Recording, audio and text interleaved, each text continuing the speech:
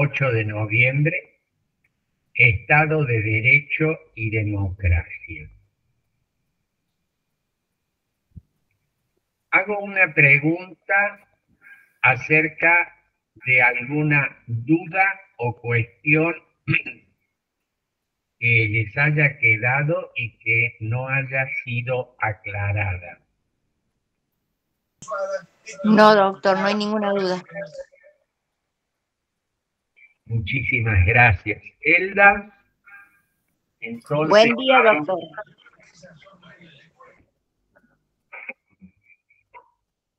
vamos a comenzar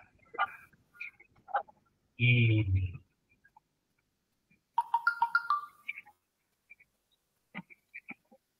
vamos acomodando un poquito la cámara. Bueno, ¿se oye bien? ¿Se ve bien? Sí, doctor. Muy bien. Bueno, ustedes en el parcial vieron eh, que elegimos la misma modalidad que nos había dado resultado en el primer parcial. No los he terminado de ver, lo visto está bien hasta el momento. A mí me ha satisfecho esta modalidad porque ha podido apuntar a lo que privilegiamos, que es la reflexión y no la mera memorización. No sé qué evaluación hacen ustedes de el parcial que tuvieron. Sí, profe, a mí también me pareció muy buena la modalidad, en el sentido de que nos permite a nosotros formular la respuesta tomando como referencia cualquier texto. O sea, no es que usted nos pregunta una definición y bueno, nosotros, como se dice, copiamos y pegamos, sino que nos invita a reflexionar y a idearla con todo el material que teníamos, así que me gustó también la modalidad. Bueno, me alegro que esto se haya dado de esta manera y también espero que el coloquio apunte en el mismo sentido.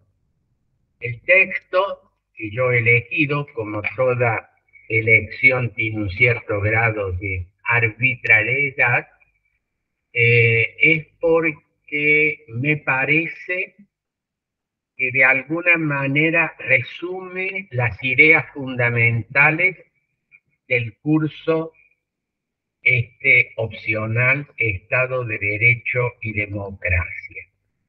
De una manera, me parece clara, discutible, por supuesto, como todos los temas que hemos planteado, pero pone sobre la mesa cuestiones centrales acerca de este proceso en el cual hay un, no diré retroceso, pero en muchos casos un avance de actitudes, gobiernos, pautas, partidos, procedimientos que reivindican formas autoritarias, aun cuando aparece, y esto es una de las cosas que hemos destacado y que ustedes van a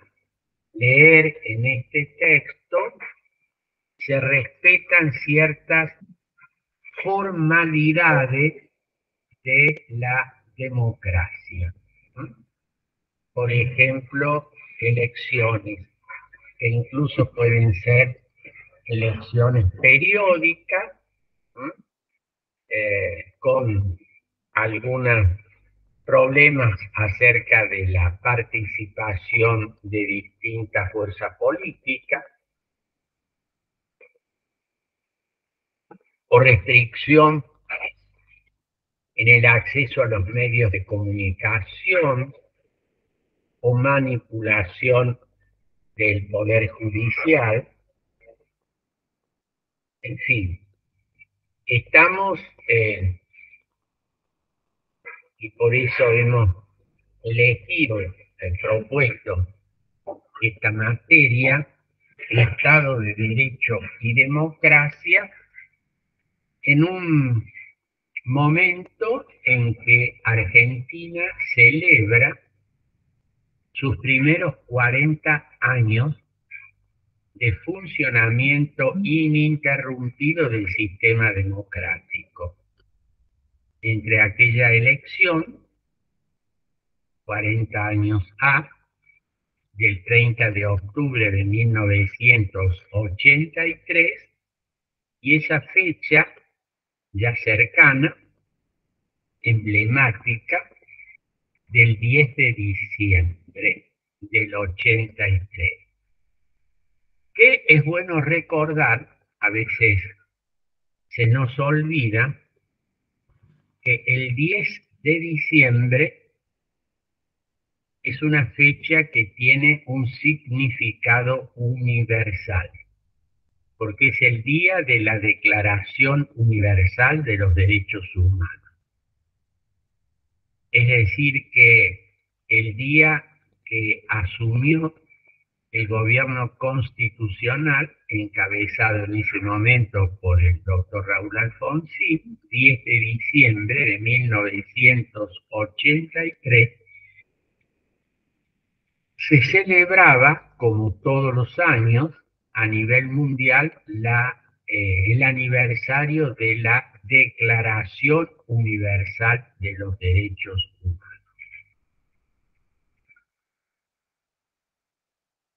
Pretendo en esta clase, que para no ocuparles demasiado tiempo va a tratar de ser más breve, un pequeño resumen de lo que hemos estado viendo semana a semana en este tiempo de cursado. Dos ejes centrales: Estado de Derecho, por un lado, democracia por el otro. En el primer caso, Estado de Derecho, como vimos en las clases iniciales y en los documentos que quedaron para estudio de ustedes y que los han trabajado con el modelo de taller de lectura, aparece que este concepto de Estado de Derecho tiene una serie de contenidos básicos. No se trata de que haya un derecho en el Estado, porque en definitiva en todo Estado hay derecho, pero no todos los estados son estados de derecho. Es decir, la existencia de un orden normativo estatal no es suficiente para calificar al Estado como Estado de Derecho, sino que ese orden jurídico debe tener una serie de características fundamentales. Y ahí fuimos examinando la sujeción del poder estatal a un orden preestablecido, expuesto en la Constitución, donde se declaran y garantizan derechos fundamentales, la existencia de una serie de mecanismos que permiten el control del poder, la existencia de la libertad de prensa, la libertad de comunicación, la garantía y respeto para la minoría, todo eso conlleva esto que se ha denominado Estado de Derecho. ¿No? Claro, porque si hoy examinamos en los estados del mundo y les preguntamos si existe en cada uno de ellos un ordenamiento jurídico, la respuesta va a ser afirmativa. Incluso más, salvo alguna rara excepción, todos tienen constituciones. Pero de nuevo, lo que dijimos hace un instante y hemos repetido varias veces en este cursado. Todo Estado tiene derecho, pero no todo Estado es un Estado de derecho. Esta expresión conlleva esos elementos constitutivos del Estado de Derecho. Y ha sido motivo de una de las preguntas del segundo parcial, el Estado de Derecho, se ve sometido a una suerte de prueba de fuego cuando aparecen situaciones excepcionales. Todos ustedes han sido testigos y a su medida y manera víctimas de esa excepcionalidad que constituyó hace no demasiado tiempo la pandemia. Una amenaza que aparece y rápidamente se expande a nivel global, en el cual todos los países se ven afectados por esta pandemia. Una enfermedad cuyo origen no era demasiado conocido, cuyo tratamiento también era bastante difícil de prever y de desarrollar, inexistencia de vacuna, que las hubo después, comenzaron a tomarse una serie de medidas restrictivas de las libertades fundamentales, comenzando por la libre circulación, siguiendo por restricciones de todo tipo, que plantearon un problema a escala global. Tal vez nunca antes en la historia de la humanidad apareció una amenaza común y aparecieron respuestas muy similares de parte de los estados.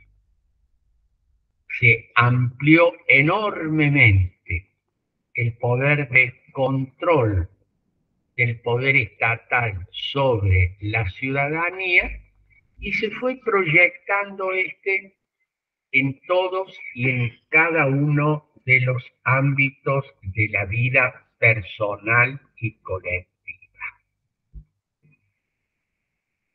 ¿Por qué menciono esto? Y así lo planteamos, recuerdan ustedes, en la pregunta del parcial, ¿no? Si en esas situaciones excepcionales excepcionales, ¿no? El Estado de Derecho debe aplicar restricciones sin límite alguno. Recuerdan ustedes que yo hice la afirmación, lo leo, en situaciones excepcionales, el Estado puede aplicar todo tipo de restricciones, limitaciones o cancelaciones a los derechos fundamentales. Esto que apareció como tema de nuestro último parcial, a ustedes les consta que fue un tema no de parcial, sino un tema vital durante el largo año de la pandemia y que incluso se prolongó más allá. Muchas restricciones han llegado hasta hoy, ¿no? Y estamos ya a varios años de la pandemia. Entonces, fíjense ustedes cómo esta vigencia del Estado de Derecho fue puesta en entredicho por una amenaza, ¿no?, global, desconocida, en el cual el poder estatal se manifestó con toda su crudeza.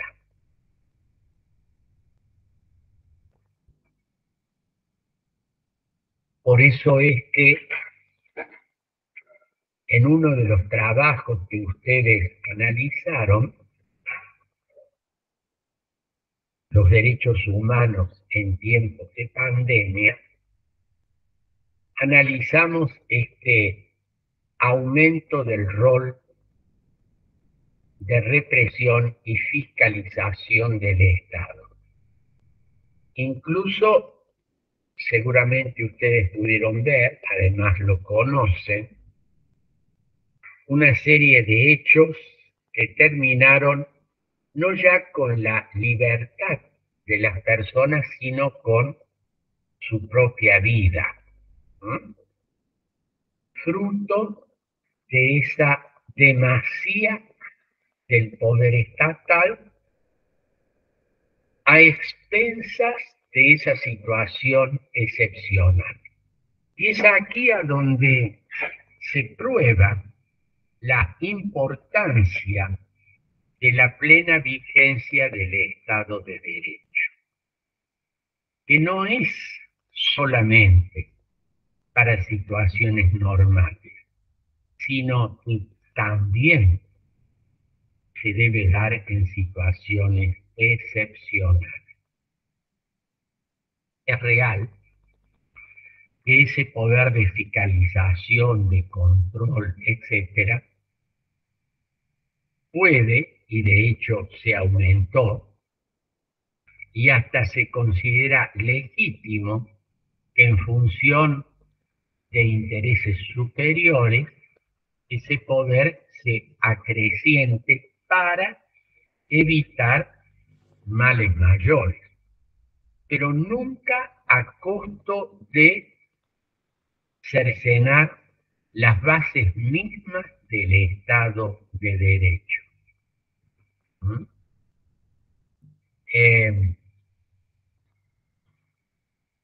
Yo les he recordado, no sé si a este grupo, pero en todo caso lo hago ahora, no ya como una tarea para la evaluación de la materia, sino que después,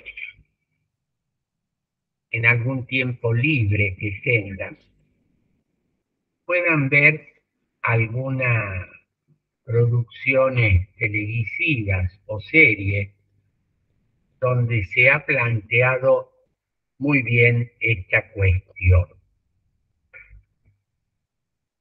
Hay una serie española que se llama La Valla, La Valla, y que está ambientada en una España en la que se desata una epidemia que produce un cambio sustancial de su forma de gobierno. Y a lo largo de toda la serie se puede advertir una serie de cosas que vivimos durante la pandemia. Ese control exacerbado y exacerbante de un poder todopoderoso que encierra, sí, literalmente encierra a la ciudadanía en espacios físicos, limitando o privando el ejercicio de sus derechos fundamentales. Y recientemente, una serie turca que se llama Cráneo Febril, en el cual, de nuevo, esta está ambientada en la Turquía actual, una epidemia que no se traslada o no se produce el contagio por las vías respiratorias, como ocurrió en la pandemia que vivimos, sino de manera auditiva. Si las personas escuchan hablar a los que están enfermos, comienzan a desvariar, pierden la razón y comienzan a decir disparates. Farfulla se dice en la serie. Entonces, en vez de barbijo, la gente está protegida por auriculares. Y de nuevo, el mismo escenario. Una amenaza,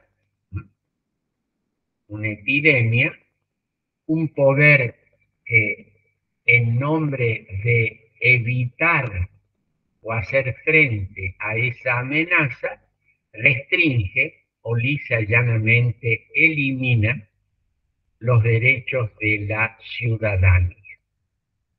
Tanto en esa serie española La Valla como en esta serie turca, ambas están en Netflix hoy, llamada Cráneo Febril, aparece este tema que hemos tratado de desarrollar y que fue motivo de una de las preguntas del parcial.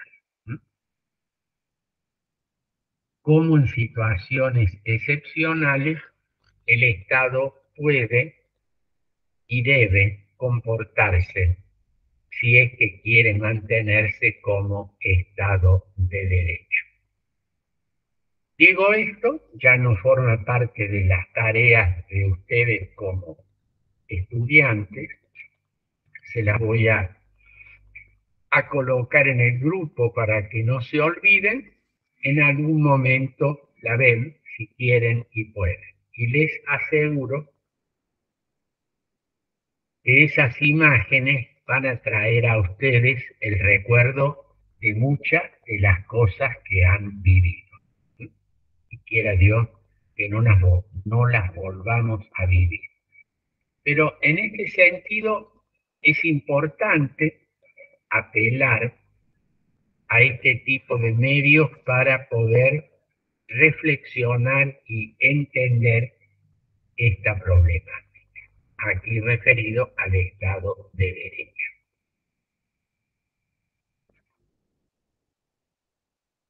También hemos desarrollado, y el profesor Molina dio 2 clases y les ha dejado el trabajo a ustedes sobre Estado de Derecho y ciudadanía. ¿No? Un tema que siempre tiene gran importancia, ¿no? El de la ciudadanía. Pero fíjense ustedes que cada uno de ustedes, ¿no? Todos, salvo Juan José, son argentinos, estamos viviendo un momento especial en el que se nos ha convocado como ciudadanos para la elección de los gobernantes del próximo turno de gobierno, ¿no? Hice referencia a que Juan José Andrade Orellana no es argentino, pero también él, en su país, Ecuador, ha sido convocado, ¿no? Como ciudadano a dar su voz acerca de la elección del gobierno que hace pocos días se ha elegido en su país. Indudablemente que la ciudadanía no se limita al ejercicio del derecho a votar, es decir, a elegir entre los candidatos propuestos quienes son, a nuestro criterio, los que nos deben gobernar. Va mucho más allá. Pero este momento, ¿no? El de la elección, los argentinos lo hemos ya vivido en la selección primera de los candidatos, las PASO, en la primera vuelta electoral y en la segunda vuelta en la que elegiremos entre los 2 candidatos más votados quienes será el próximo presidente de la República. Lo que la ciudadanía haga o deje de hacer tiene íntima relación con el Estado de Derecho. El Estado de Derecho, no es solamente un conjunto de normas, de procedimientos, de leyes, de declaraciones, sino que conlleva una importante parte de lo que los ciudadanos, es decir, cada uno de nosotros hace a lo largo de un gobierno. Pero hay un momento especial, no es el único, es privilegiado, en el que se escucha en el silencio de las urnas la voluntad de la ciudadanía, que no debe ser manipulada, que no debe ser tergiversada, que no debe ser desconocida, que debe ser respetada y que cada uno de los ciudadanos debe, a su leal saber y entender, responsablemente ser parte de esta decisión colectiva. Miren, en cada elección se produce una verdadera paradoja. Muchas veces las personas dicen, lo han oído ustedes, y tal vez algunos de ustedes en alguna oportunidad lo han dicho, ¿sí? Pero en definitiva, ¿de qué vale lo que yo piense o lo que yo haga si hay millones en esto y mis recursos son muy limitados? Es solo mi voz. ¿Por qué digo paradojal?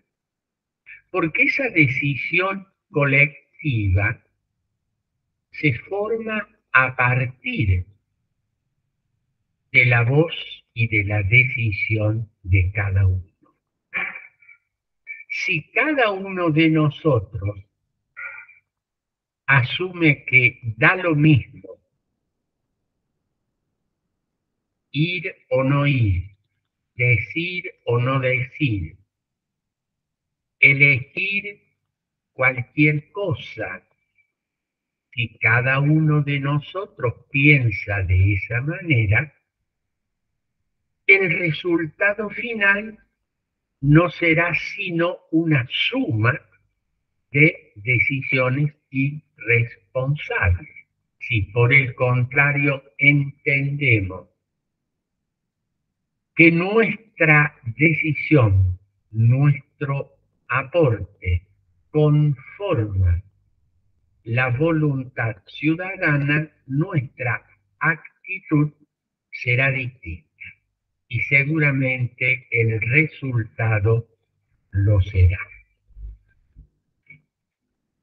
No es en una elección el resultado solamente, aunque lo hay, de intereses, presiones, consultoras, campañas, etcétera, que de alguna manera influyen, condicionan o modifican la voluntad ciudadana.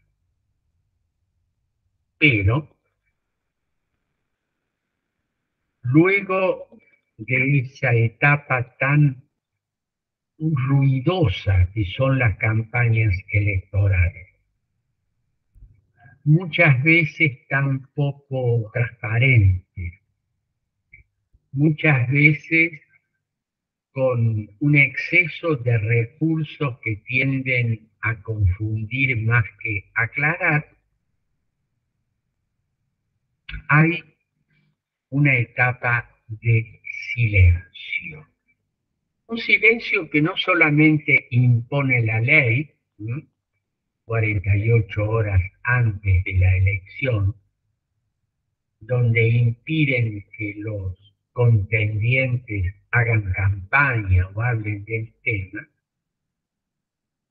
sino un silencio en el que cada uno de nosotros,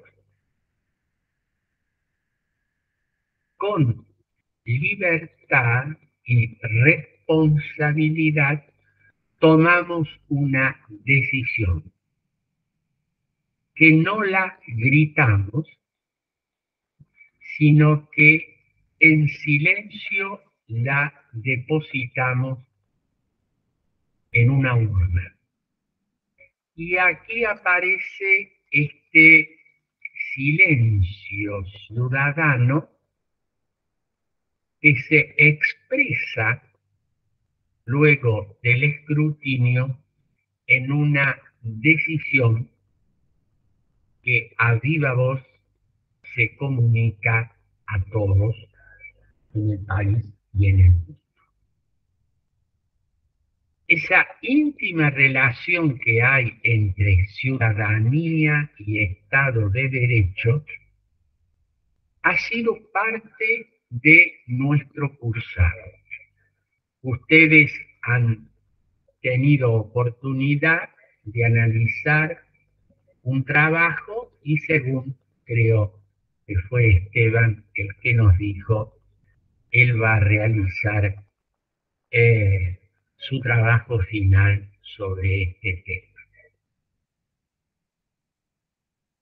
Como siempre,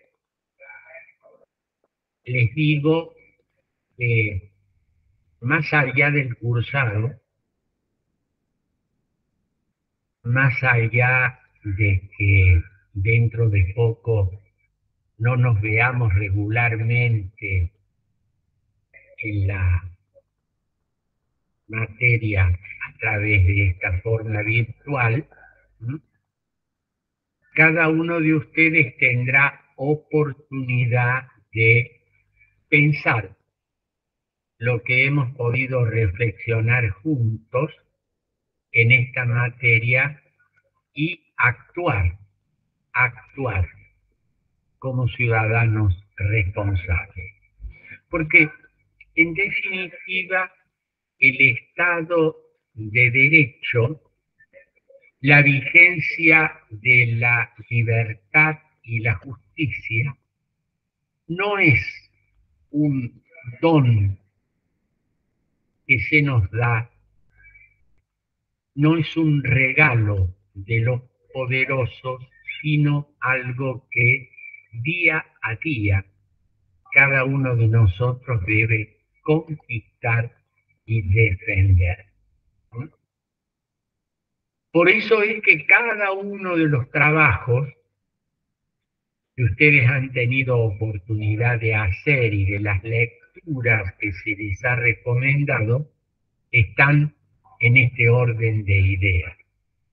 Por ejemplo, ese pequeño texto, que después de 6 siglos vuelve a nosotros con tanta fuerza, el discurso sobre la servidumbre voluntaria de Lavoisier, que también, de una manera paradojal, se ha vuelto a instalar en la opinión pública a través de un actor, Alarcón, que ha realizado, creo y sigue realizando, un espectáculo teatral en una plaza en la ciudad de Buenos Aires. Discurso sobre la servidumbre voluntaria. Quiero decir con esto que hay una conexión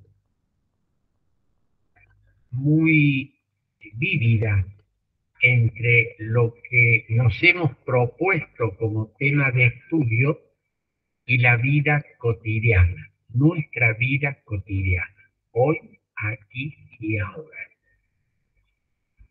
Por eso he insistido casi hasta el hartazgo con esta palabra reflexión. Quiero que cada uno de ustedes reflexione. No que memorice, no que repita, no que copie, no que diga lo que el profesor les dijo, sino lo que ustedes pueden, luego de una lectura razonada y razonable, de textos que no buscan imponer, sino promover el debate, los lleve a la reflexión. El segundo eje sobre el que trabajamos en esta materia fue la democracia. Múltiples definiciones, conceptos, trabajos, que a su vez se han multiplicado en estos 40 años que estamos celebrando en el país. Si ustedes vuelven a leer los trabajos que puse a su disposición, tienden a marcar, a resaltar que la democracia no es solamente el acto electoral de elegir los gobernantes, que esta es una decisión importante y necesaria, sin la cual no hay democracia, pero no es suficiente. Y es importante rescatar en nuestro tiempo que la elección de los gobernantes, por más importante que ésta sea, no es lo único que hace democrático a un gobierno, a una sociedad. Que es necesario la vigencia de una serie de condiciones que permitan, sí, que la mayoría gobierne, pero también que las minorías sean respetadas.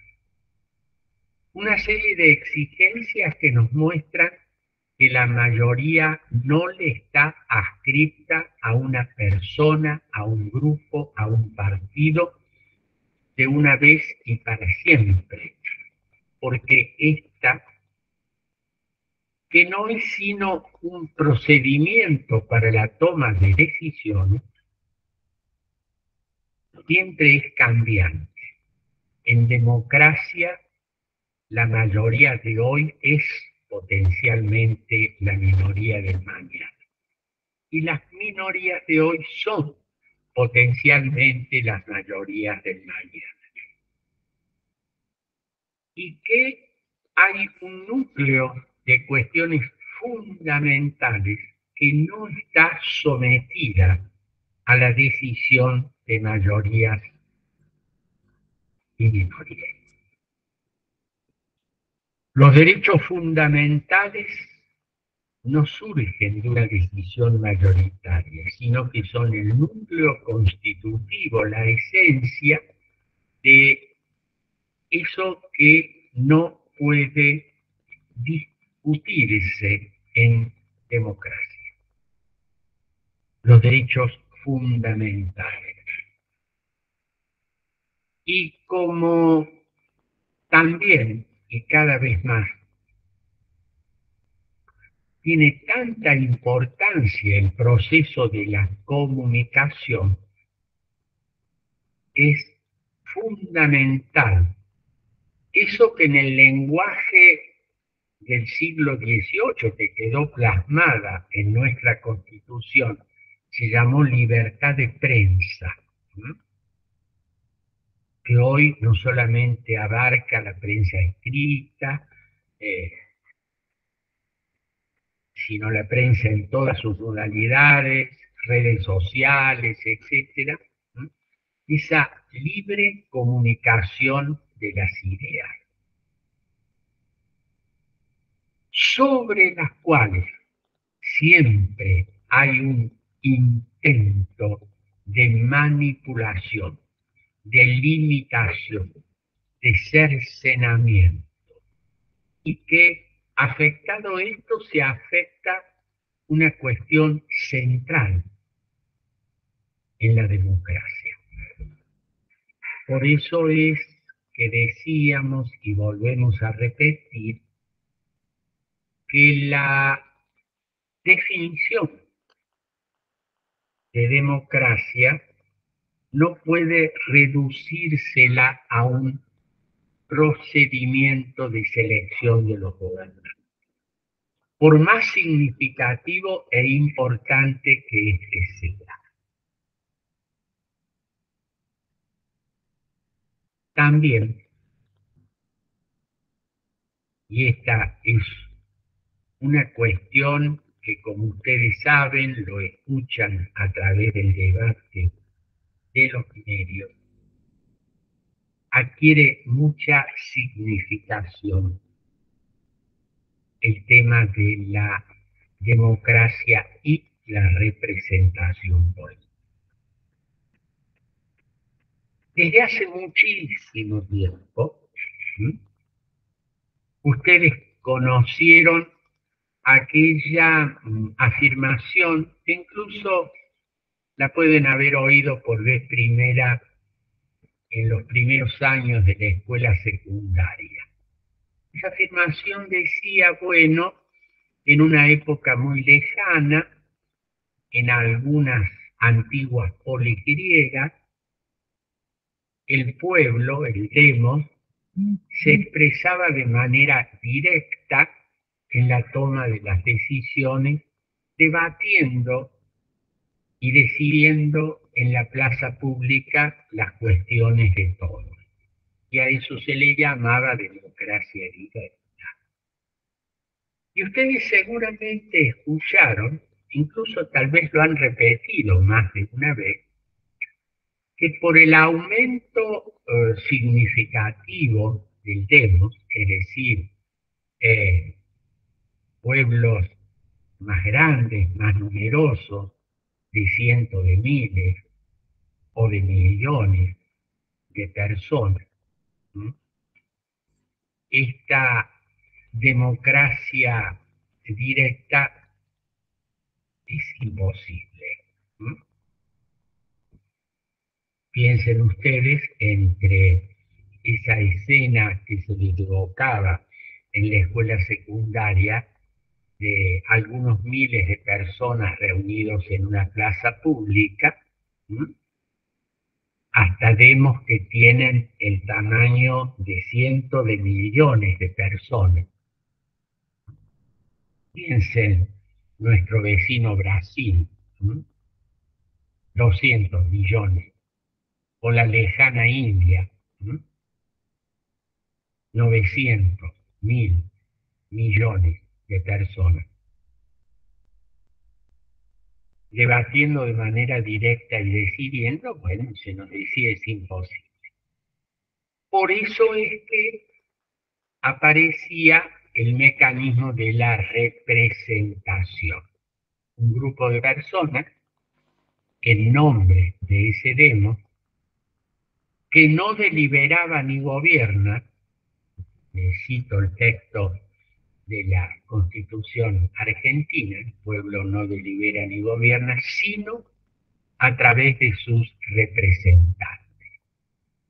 ¿Qué se nos decía? Se nos decía entonces que el sistema representativo y la democracia representativa era una manera de poder solucionar esta cuestión de la imposibilidad por el número de una democracia. No es que esto esté mal, pero le falta algo fundamental que no podemos olvidar. Desde sus comienzos, los mecanismos de la representación política no solo tienden a resolver esta imposibilidad práctica de una democracia directa, sino que, y acá subrayo, son un mecanismo eficaz de la limitación y el contralor del poder. La representación política que da como origen a un grupo de personas que en nombre del demos delibera y gobierna, que se expresa en, varía el nombre según los países, congresos, asamblea, parlamento, congreso, en nuestro caso, ¿no? Constituyen la base de un tema fundamental en el sistema democrático: el control y el límite del poder. Por eso es que cuando se soslaya, se limita o se critica a la representación política y a los mecanismos de representación, sin querer o queriendo, se está atentando contra uno de los elementos fundamentales que hacen al control y límites del poder. Quiero señalar acá también, frente a algunas afirmaciones que señalan que el control del poder solamente es válido e importante cuando uno o cuando unos pocos, es decir, cuando hay una monarquía o una aristocracia que gobierna, es importante controlar, limitar ese poder. No así, señalan algunos, cuando es el demos el que gobierna. Si el pueblo gobierna, no hay entonces ninguna necesidad de controlar ese poder. Pero aquí hay un gran error. ¿Cuál es el error? Todo poder tiende a expandirse. Sea el poder de uno, de pocos o de muchos. Es decir, que el demos gobernante, el pueblo gobernando, tiene la posibilidad de expandir ese poder, y el poder se expande hasta donde encuentra sus límites.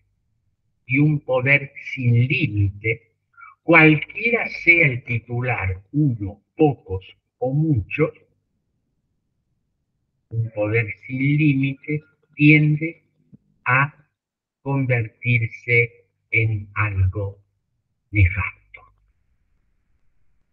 El poder, cualquiera sea su titular, debe ser controlado. El tema del límite y el control del poder también es un tema para la democracia como gobierno del pueblo. Y es por eso que readquiere el sistema representativo sentido en una democracia en la que el pueblo gobierna, pero hay límites al ejercicio de su poder. Esto es lo que básicamente hemos tratado de desarrollar a lo largo de este cursado, que por razones temporales ha sido breve y hemos tratado de sintetizarlo en clases que han sido grabadas, son grabadas, quedan a su disposición, y del material que ha sido editado y queda en el grupo de Facebook y en el grupo de WhatsApp, para que ustedes lo utilicen durante sus estudios y durante su evaluación, y para cuando estén aburridos en algún momento lo vuelvan a ver y seguramente les va a ser de alguna utilidad. Hemos seleccionado y vamos a conversar sobre esto en la clase próxima del viernes, que será nuestra última clase, este libro, La revancha de los poderosos, que es el tema que ustedes van a tener que defender en el coloquio del día 15. Que va a ser, en principio, en la misma aula, se lo voy a confirmar, y que sí, por razones de tiempo, no vamos a comenzar a las 10, sino que vamos a comenzar a las 8:30 para poder cubrir en ese día la evaluación. Hay algunos alumnos como Elda que ya me habían consultado, que tenían algún problema, vienen a la evaluación, yo después transfiero la nota en su momento en la planilla correspondiente. Por el día de hoy yo no tengo más comentarios que hacerles. Si ustedes quieren decir o preguntarme algo, estoy a su disposición. Gracias, doctor. Gracias, Elda. Muchas gracias, profe, por la clase. Gracias a vos, Esteban. Profesor, Sí, profesor, sí, a mí Lidia. me falta- ¿Cómo? No le escucho, Lidia. profesor, profesor, a mí me falta la revancha de los poderosos, después me falta la clase del día 27 de octubre y democracia neoliberalismo, democracia y conflicto y democracia y pluralismo. Bien, Lidia, se lo voy a mandar dentro de un rato. Profe. Si lo ha recibido, muchísimas gracias. Sí, Esteban. Sí. Y me Quería manda aclararle. me manda las preguntas para el parcial que yo no hice, que me dijo Sí. que... Bueno, Sí, Lidia. Bien. gracias. Quería aclararle a Lidia y a usted que el 27 no hubo clases. El 27 de octubre el profe Pregno no pudo conectarse, Elian Preñi lo hizo después. Así que el 27 no hubo clase.